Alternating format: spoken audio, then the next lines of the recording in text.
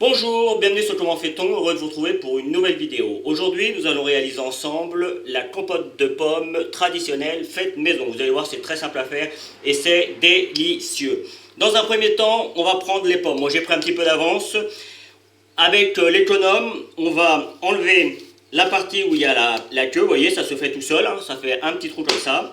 Et on enlève également la partie du haut.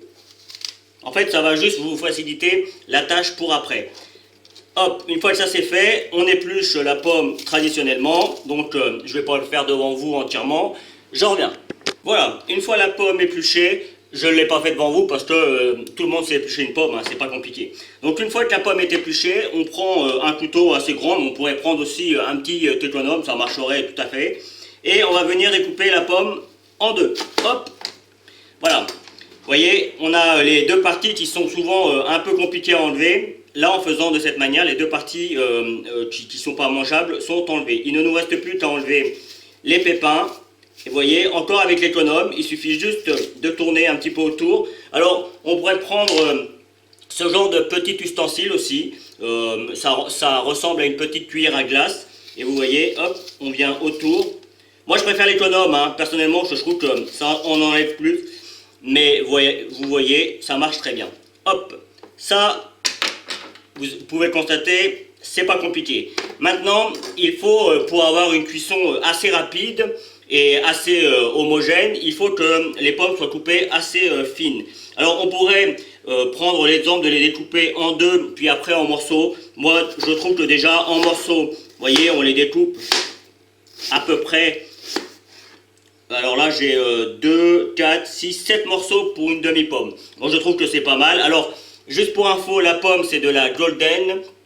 Pourquoi? Parce que c'est la pomme la plus douce, mais bien évidemment, vous pouvez utiliser les pommes de vos jardins. Il vous suffira après de rajouter un petit peu plus de sucre ou un petit peu moins de sucre, suivant si vous l'aimez bien sucré ou si vous l'aimez juste douce. Il y en a même, moi le premier, hein, j'aime bien les pommes juste compotées comme ça, sans sucre. Je trouve que c'est bon. Bon voilà, après c'est juste une question de choix. Donc une fois qu'on a découpé les pommes dans un sens, on la tourne de sens et on va venir à nouveau refaire des petits morceaux. Alors là, je passe assez vite, hein, vous voyez, ça fait des petits morceaux, ça va cuire assez vite. Je vous remonte rapidement ce que ça donne quand on va vite. Hop, dans le sens inverse. Il n'y a pas besoin d'être au millimètre, hein.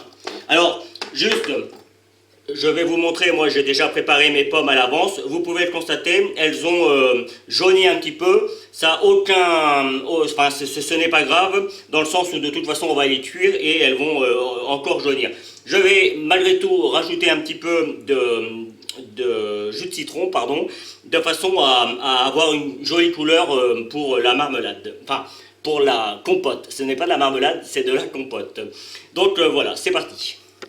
J'ai mis mes morceaux de pommes dans une casserole assez grande, simplement parce que la pomme, quand elle n'est pas cuite, elle prend beaucoup de volume.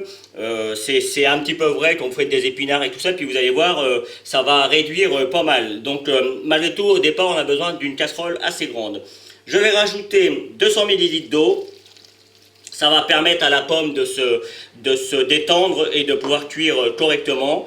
Je vais rajouter la valeur d'une cuillère à soupe de jus de citron. Ça, c'est pour la couleur et puis aussi un petit peu pour le goût. Je vais rajouter, tout de suite, hein, je ne prends pas avant la cuisson, je vais rajouter mes 30 g de sucre ainsi que ma cuillère à café de vanille en poudre. Alors, le sucre, encore une fois, c'est une question de goût. Bien entendu, faites ma recette et puis si vous considérez que c'est trop sucré ou ça a trop de goût de vanille, dans ce cas-là, vous diminuez un petit peu les arômes. Moi, je trouve que 30 g de sucre, c'est pas mal. D'autant que la vanille, ça apporte une touche sucrée également. Donc du coup, ça permet de réduire un petit peu le sucre. Mais évidemment, si vous aimez quelque chose de plus sucré, vous pouvez rajouter un petit peu plus de sucre. Faites dans un premier temps ma recette et puis après, vous l'adaptez suivant votre goût. La vanille, c'est facultatif. Moi, j'aime bien en mettre parce que ça donne surtout la vanille en poudre, ça donne des petits points comme s'il y avait de la vanille dedans, la vraie vanille. Donc je trouve ça assez joli. Et puis ça apporte également un petit peu de goût. Donc là c'est parti pour la cuisson. J'allume à feu moyen, hein, pas besoin d'aller très vite. Donc moi mon feu moyen sur ma plaque c'est à la vitesse 8. Et c'est parti. Alors là par contre on n'est jamais loin, on reste devant, surtout au départ, le temps que la pomme se ramollisse. Et vous voyez, on va mélanger tout ça dans un premier temps. On prend une cuillère en bois, hein, c'est bien la cuillère en bois pour faire ce genre de choses. En plus, de cette manière, on n'abîme pas la casserole, on la raye pas. Bon, bien que là, ce soit de l'alu, ça raye pas trop facilement, mais c'est mieux la cuillère en bois pour faire toutes les confitures, compotes, marmelades. D'ailleurs, j'étais vraiment persuadé d'avoir fait cette recette. Et puis un jour on m'a dit comment je fais pour trouver ta recette de compote. Bon, j'ai dit bah tu vas sur comment fait-on et puis tu tapes compote de pommes et tu vas trouver. Et puis il m'a dit bah non on ne trouve pas. Bon, j'ai dit bon c'est bizarre quand même que j'ai pas fait la recette de la compote de pommes, c'est quand même quelque chose d'assez basique. Et en fait non, j'avais pas fait la recette de la compote. Donc là du coup je vais partir sur les compotes, que ce soit la compote de pommes, la compote de poire, enfin bref toutes les compotes que l'on peut faire avec tous les fruits possibles. Je vais également me lancer dans les confitures, parce que c'est pareil, c'est quelque chose que j'ai pas pensé à faire, alors que c'est quelque chose de très simple et qui intéresse beaucoup de personnes. Donc là, c'était la petite chose. Donc si vous le savez maintenant, si vous avez envie de compote, de marmelade et de confiture, vous pouvez venir sur comment fait-on. Dans l'avenir, vous en aurez. Hop, elle est partie. Là maintenant, on va laisser compoter tout ça, on reste devant, et puis là, il faut partir sur facilement 30 minutes de cuisson. Hein. Je vous dirai le temps exact, mais c'est à peu près ça, le temps d'avoir quelque chose de bien compoté. Au bout de un quart d'heure, voilà ce que ça donne, vous voyez, ça commence déjà à réduire. Et vous voyez, il y a un petit peu plus de jus, les pommes ont rendu un petit peu de jus, c'est tout à fait normal et classique. Et on va les laisser compoter tranquillement. Cela fait environ 30 minutes que mes pommes cuisent. Comme vous pouvez le constater, je n'ai plus de jus, ou quasiment plus, et la compote n'est pas encore totalement faite. Donc je vais en rajouter un petit peu. Je vais rajouter la valeur de 50 ml, 5 centilitres. Hein. Et puis c'est reparti. Moi, ce que je veux, c'est obtenir quelque chose de compoté. Donc, n'hésitez pas à remettre un petit peu d'eau. Ça dépend des pommes, hein. Ça dépend aussi de votre gaz, s'il est un petit peu puissant ou si un petit peu moins. Ça dépend des plaques. Enfin bref, ça dépend de pas mal de choses. Ça dépend aussi si vos pommes sont fraîches ou si elles ont plusieurs jours. Donc, 200 ml, c'est la base. Et vous gardez un petit peu d'eau à côté de vous. Et si il vous en manque, vous n'hésitez pas à en rajouter un petit peu.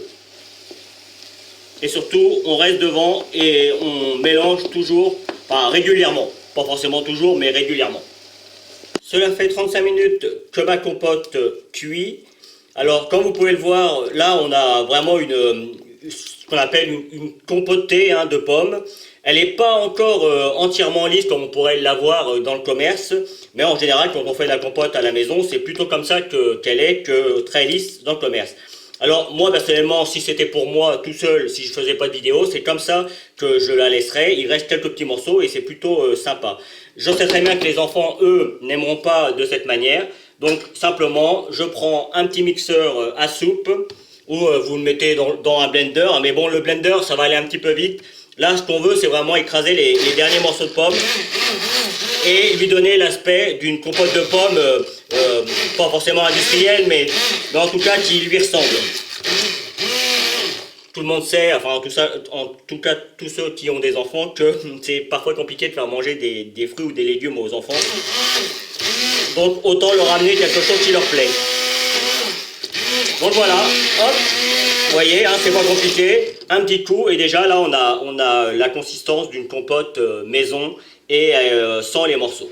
Donc moi je finis de la misser un petit peu et puis je vous retrouve pour la fin de la vidéo. Cela fait 35 minutes que ma compote cuit. Alors comme vous pouvez le voir, là on a vraiment ce qu'on appelle une compotée hein, de pommes. Elle n'est pas encore entièrement lisse comme on pourrait l'avoir dans le commerce, mais en général, quand on fait de la compote à la maison, c'est plutôt comme ça qu'elle est, que très lisse dans le commerce. Alors moi personnellement, si c'était pour moi tout seul, si je faisais pas de vidéo, c'est comme ça que je la laisserai. Il reste quelques petits morceaux et c'est plutôt sympa. Je sais très bien que les enfants, eux, n'aimeront pas de cette manière. Donc simplement, je prends un petit mixeur à soupe ou vous le mettez dans un blender. Mais bon, le blender, ça va aller un petit peu vite. Là, ce qu'on veut, c'est vraiment écraser les derniers morceaux de pommes et lui donner l'aspect d'une compote de pommes, pas forcément industrielle, mais en tout cas qui lui ressemble. Tout le monde sait, enfin en tout cas tous ceux qui ont des enfants, que c'est parfois compliqué de faire manger des fruits ou des légumes aux enfants.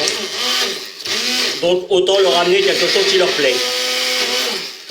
Donc voilà, hop, vous voyez, hein, c'est pas compliqué, un petit coup et déjà là on a la consistance d'une compote maison et sans les morceaux. Donc moi je finis de la mixer un petit peu et puis je vous retrouve pour la fin de la vidéo. Voilà, la vidéo va se terminer sur cette jolie image. J'espère que vous avez pris beaucoup de plaisir à la regarder. En tout cas, moi, j'ai pris beaucoup de plaisir à la réaliser pour vous. Vous allez voir apparaître les liens pour aller sur mes différents réseaux sociaux, comme Facebook, Instagram, Twitter. N'hésitez pas, abonnez-vous. Et puis également le lien Tipeee pour ceux qui aimeraient faire un petit don pour m'aider, pour me soutenir dans mes vidéos. C'est toujours le bienvenu.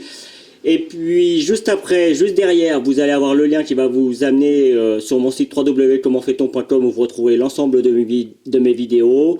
Le lien qui va vous permettre de vous abonner à ma chaîne YouTube si vous ne l'avez pas encore fait et cliquez sur la petite cloche pour recevoir toutes les notifications qui sont le lundi. Enfin, en tout cas, mes recettes, je les poste le lundi et le jeudi. Et puis, je vous donne 2 autres recettes tout aussi simples à faire que celle-ci. Salut, à bientôt sur Comment fait-on.